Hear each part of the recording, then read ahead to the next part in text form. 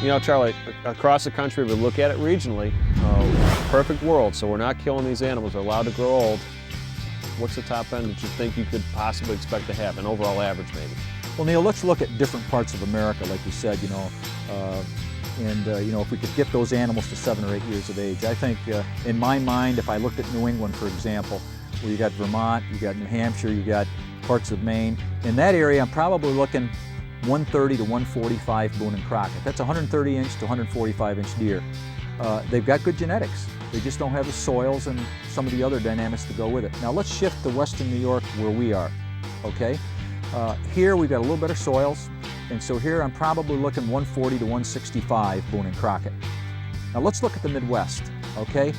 And when I say Midwest, I'm also going to throw some of the Canadian provinces in. Ohio, Indiana, Illinois, Iowa, Alberta, Saskatchewan, Manitoba.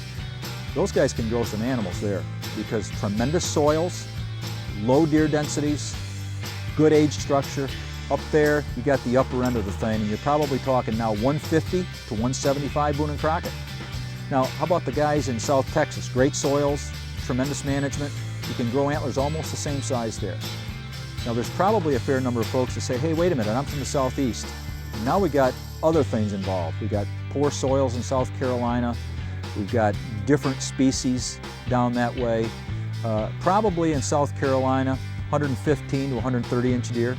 Maybe the same thing in Florida, maybe a little less. Alabama and Mississippi, parts of Louisiana, they're going to grow deer as well as we can here in New York because you've got some big rack bucks that come out of Alabama, you know, the 140 to 165 and even bigger. But I think that would be top end in Alabama, Mississippi, Louisiana, Tennessee. Now you get into Kentucky and parts of Tennessee, you can rival deer in the Midwest then. So I think that that's probably what you're looking at, kind of a thumbnail sketch of it. All right, so we looked at the perfect world. Now let's throw hunting and automobiles and predators in the mix, like coyotes and bears and other things. What's happening then, and what can we expect in our areas for top-end deer? Now we're in the real world, okay? We're hunting them. Few deer are going to get past 4.5 years of age, and I think now everything changes. You can't let them get to top end. So what we've got basically here, we'll go through New England again, like I shared before.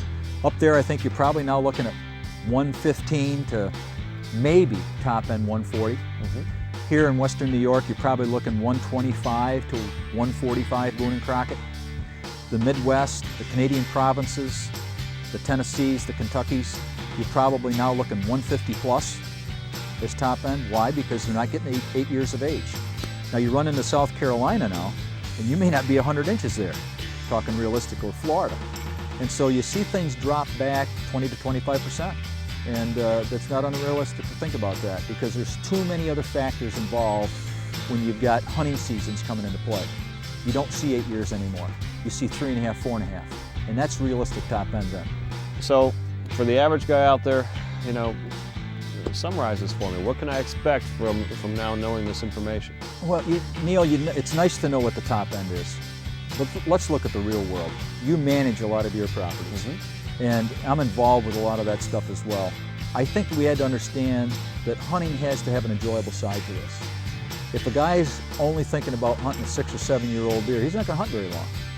You know, I tell people all the time, if a 2.5 year old buck is the buck in your area, never be ashamed of harvesting that animal. Because there has to be two sides to this thing. You got to go out there enjoying it. It's nice to know what top end can be, but we need to also understand the real world. And if 2.5 is the best you can do, then that's what you need to enjoy.